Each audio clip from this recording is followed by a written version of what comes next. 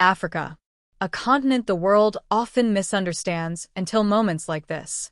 For decades, global powers quietly monitored Africa's research labs, engineering hubs, and remote innovation centers. But today, something unprecedented has happened. Three of Africa's most closely guarded technological secrets have just leaked, and experts across Europe, Asia, and the US are stunned. Because these aren't small inventions. These are breakthroughs capable of shifting global power, collapsing entire industries, and rewriting the future of energy, transportation, and communication. And yet almost nobody saw this coming. The revelations began with a single encrypted document that was anonymously uploaded to a public server. At first glance, it looked like a hoax, too advanced, too disruptive, too impossible. But within hours, engineers from multiple countries verified the designs, the blueprints, and even the prototypes. That's when the panic started.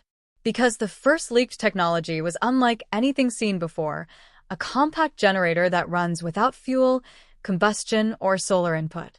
A device that some analysts are calling the end of traditional electricity. And according to the file, the miniaturized version fits in a backpack, while the full-scale model could power an entire village. But this wasn't even the most shocking part. The second leaked technology appeared to involve wireless transmission, true wireless, without towers, without satellites, without visible hardware. A signal that moves silently through the air like it's riding on gravity itself. Entire cities connected without cables, without infrastructure, without limitations. And then the third secret. The one that triggered emergency meetings in Washington, Beijing, Berlin, and Dubai. A blueprint for a transportation system so efficient, so unconventional, that it challenges the very foundation of modern engineering.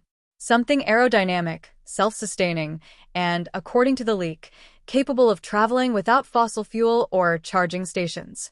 International observers are already calling it Africa's quantum leap.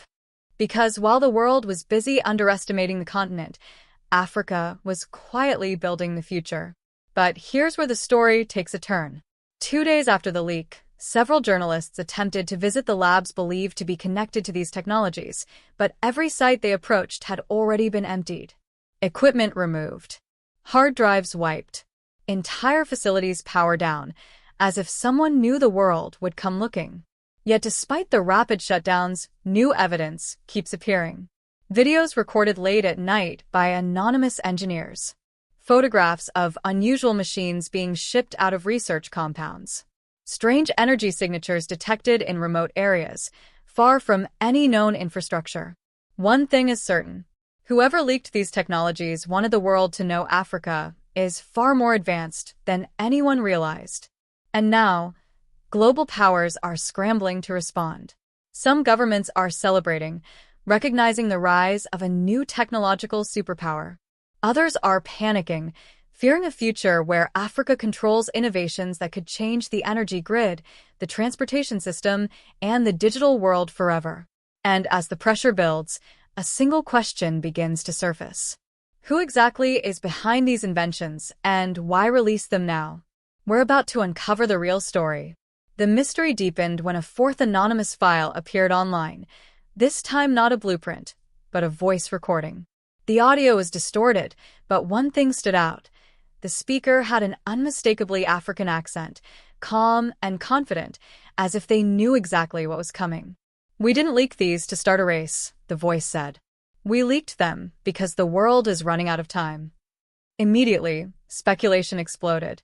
Was this the voice of one of the original inventors? A whistleblower? A government insider? Or a member of a secret research collective that had been developing these technologies in isolation for years? The recording continued, with a warning that sent shockwaves across scientific communities. Humanity has been trapped by old systems for too long. Energy monopolies, outdated grids, expensive transportation, corporate control. We built alternatives. And now they belong to everyone. Within hours, experts tried to decode the voice and trace the origin of the audio. But every digital fingerprint had been scrubbed. Whoever released it knew how to hide. Meanwhile, new footage began circulating, grainy, shaky smartphone videos taken at night. In one clip, a glowing object hovered over a rural field, completely silent. In another, a compact generator powered an entire construction site without wires. In a third, a sleek vehicle glided across terrain that should have been impossible to cross without fuel. The most puzzling clip showed a group of young engineers standing on top of a shipping container, cheering as a strange box pulsed with blue light. The caption read, "Secret 3 Operational." By now, intelligence agencies around the world were scrambling for answers. Washington sent a team of analysts to assess whether these technologies could disrupt global markets. Beijing reportedly held an emergency internal briefing. European energy companies began demanding legal protections, fearing that these inventions could collapse their industries overnight. But through all the noise, one fact became unavoidable.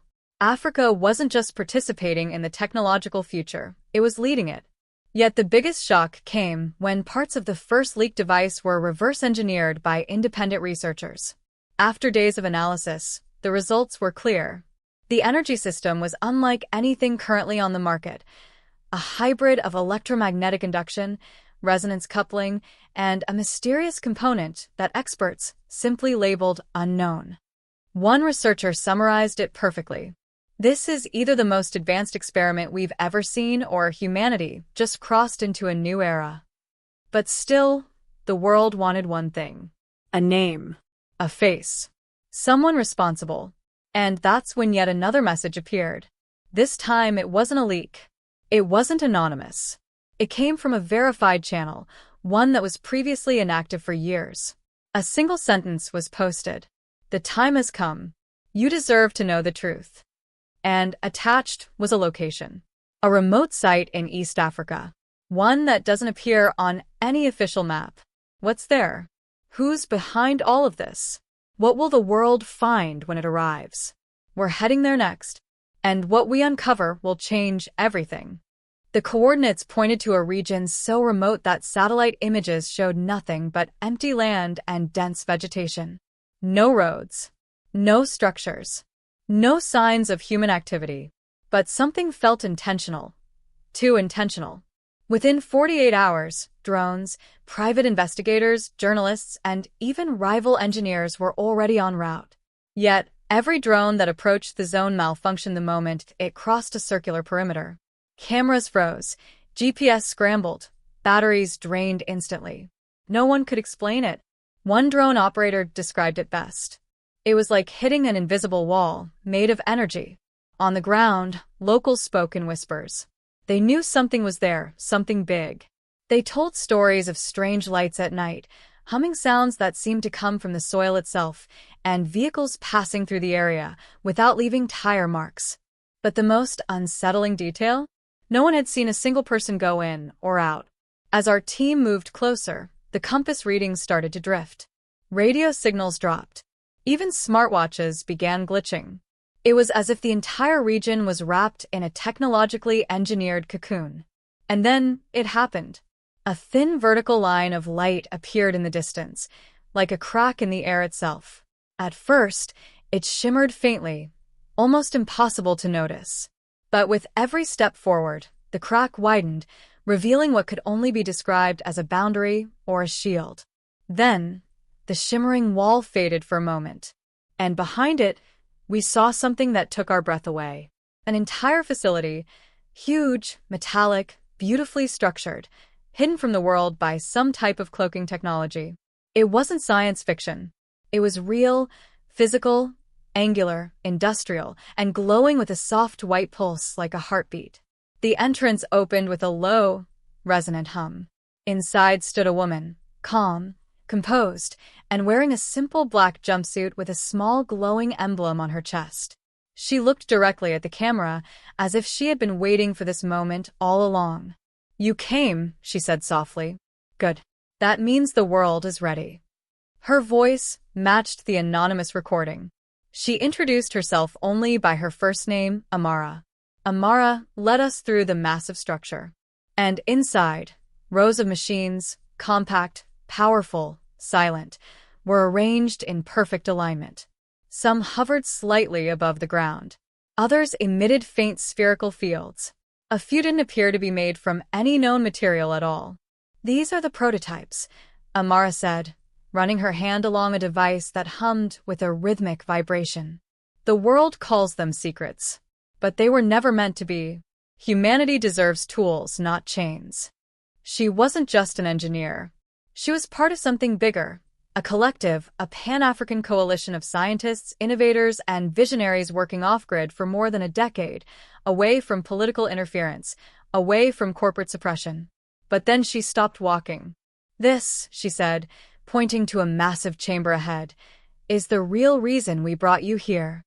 The door slid open, revealing a colossal structure, towering, elegant, glowing with swirling rings of luminescent energy. A machine unlike anything humanity has ever seen. Amara turned to the camera. "Secret number 1, she said quietly. "The one they will try hardest to bury." Her next words were almost whispered. "It doesn't just power cities, it changes civilization."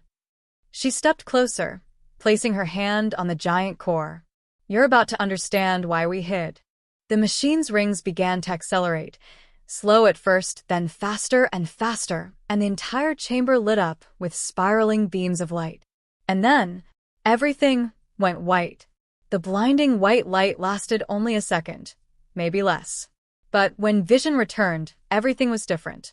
We were no longer standing inside the chamber. We were somewhere else entirely. The walls were gone. The machines gone. Even the echo of the facility was missing. Instead, we found ourselves overlooking a vast landscape, rolling green fields, enormous solar arrays in the distance, floating drones gliding silently overhead. The air was warm, still almost too perfect. At first, we thought we'd been transported. But then Amara's voice echoed around us, calm and steady. "You're not in another place," she said. "You're in another time. A projection? A simulation? Or something far more advanced." The landscape shifted like a living hologram, bending seamlessly into a futuristic megacity, towering skyscrapers fused with greenery, silent vehicles gliding through transparent tunnels, children playing under floating illumination spheres. Power lines? None. Smoke? None. Noise? Almost none. "This," Amara's voice said, "is Africa 50 years from now, if the world chooses correctly." Another shift, this time darker. Massive factories belched smoke. The sky was a dull brown. Power outages flashed like lightning. Crowded roads filled with dead vehicles. A global map blinked with red zones where energy systems had collapsed. People argued. Governments fell. Corporations seized control of basic utilities. "This," Amara continued, "is also Africa 50 years from now, if the world refuses what we've built."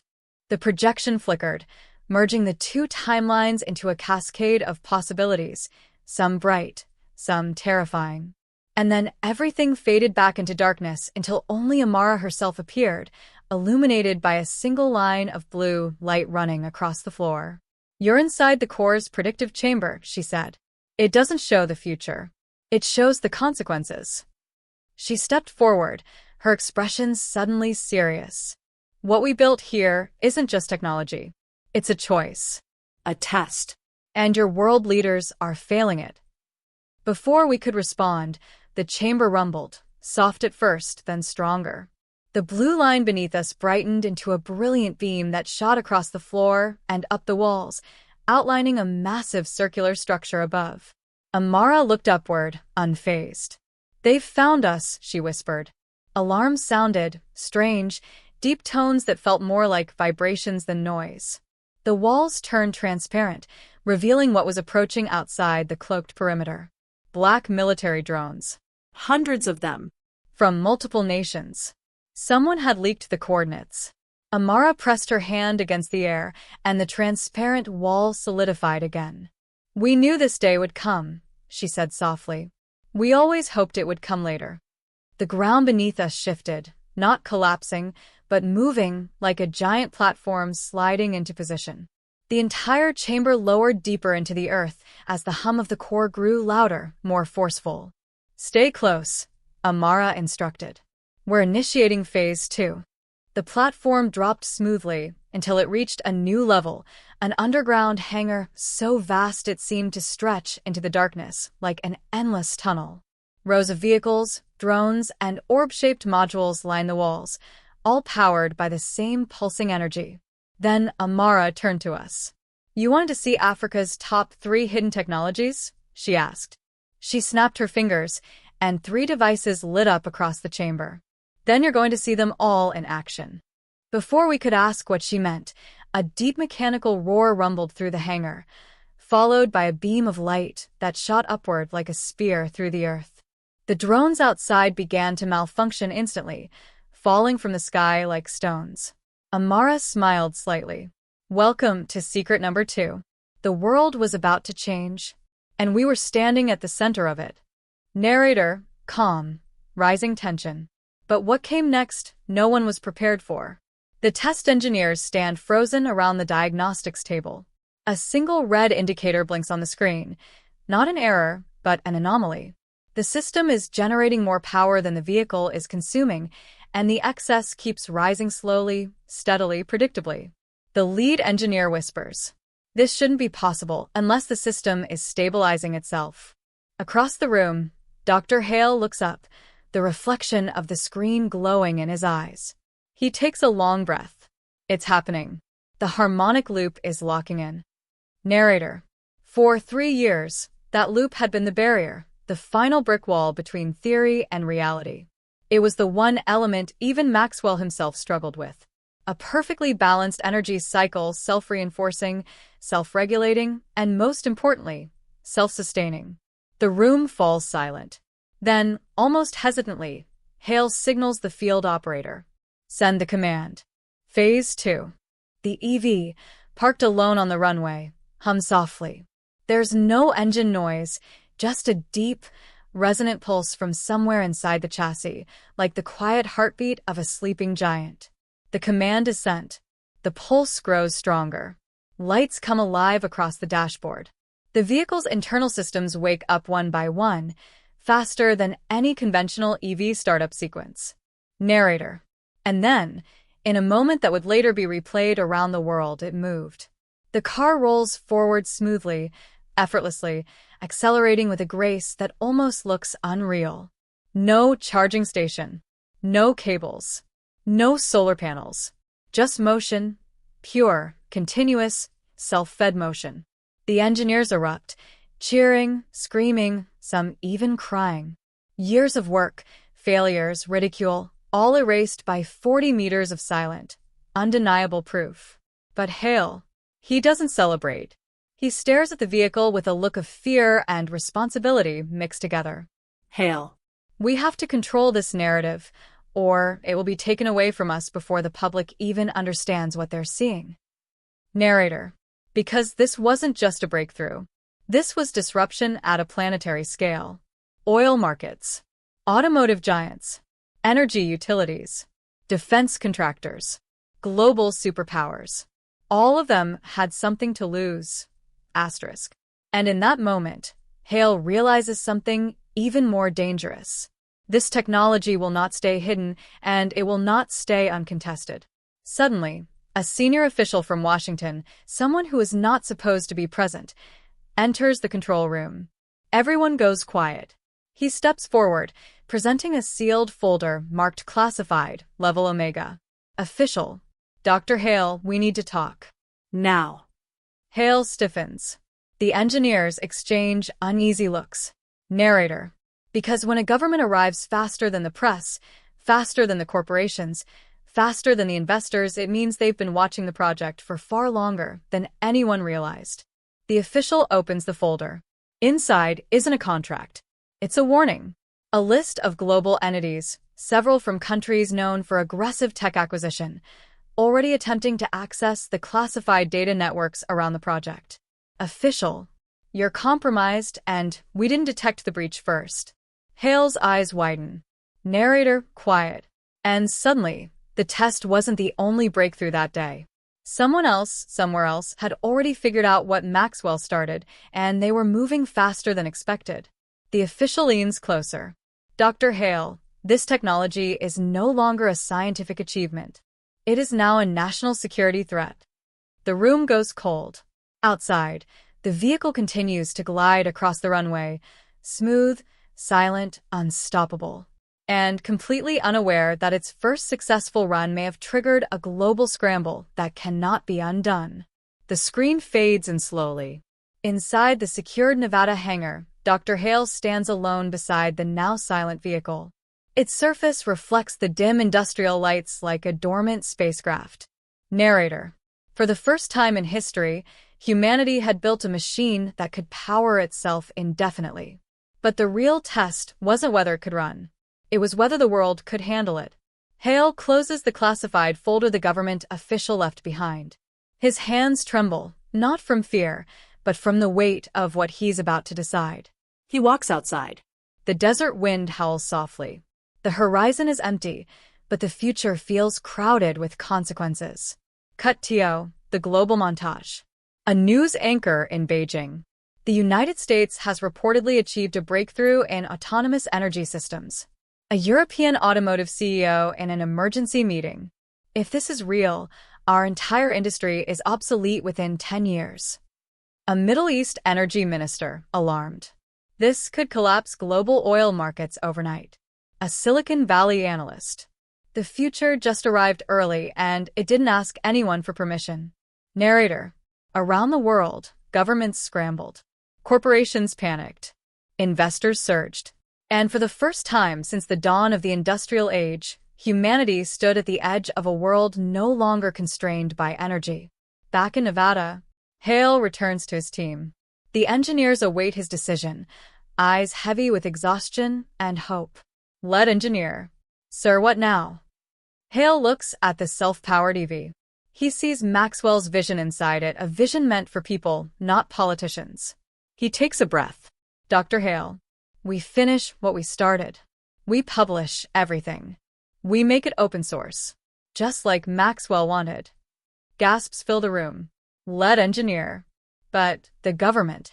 Hale cuts him off. Hale. They can't classify an idea once the whole world knows it.